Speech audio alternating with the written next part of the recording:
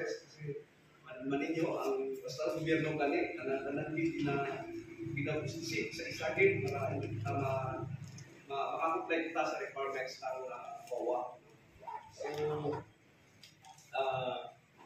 kapay pa, bisan paano makapiyan-piyan sa inyong mga pinanglan, siguro sa inyong pag-uli karon, mayag lang pamanaw, kung sa inyong destination safe and secure, and may pabahon sa inyong pamilya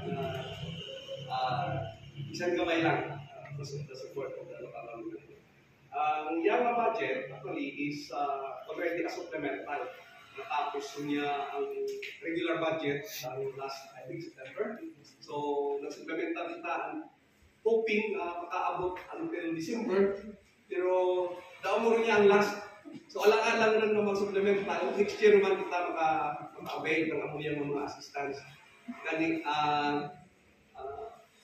kabay pa sa hapon, pag-remimaw kita at mag-obligaw kita para ang ating mga karisten, ating barangay, sa ating mga pamilya, sa ating sigataw, mapalayo na magiging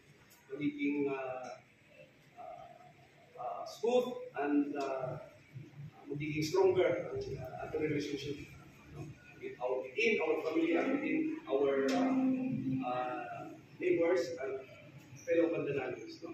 So sa libat, may nakapon kayo ng tanan and